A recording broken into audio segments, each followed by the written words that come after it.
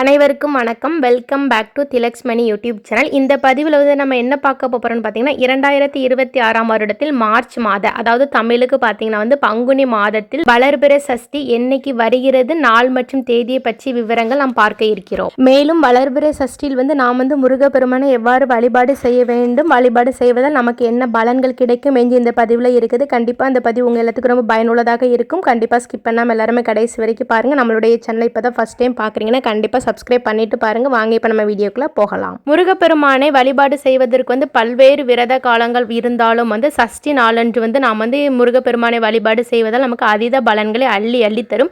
அதுவும் பார்த்தீங்கன்னா மாதத்தில் வந்து வளர்பிறை சஷ்டி, தேய்பிறை சஷ்டி என்று 2 சஷ்டிகள் வரும்.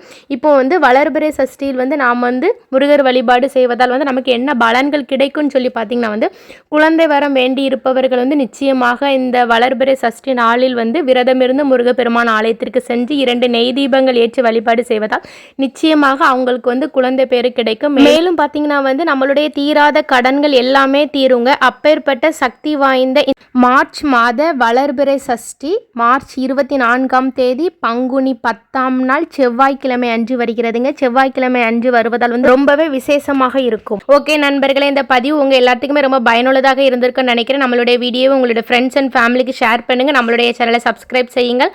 அடுத்து இதே மாதிரி ஒரு நல்ல பதிவில் சந்திக்கலாம். நன்றி, வணக்கம்.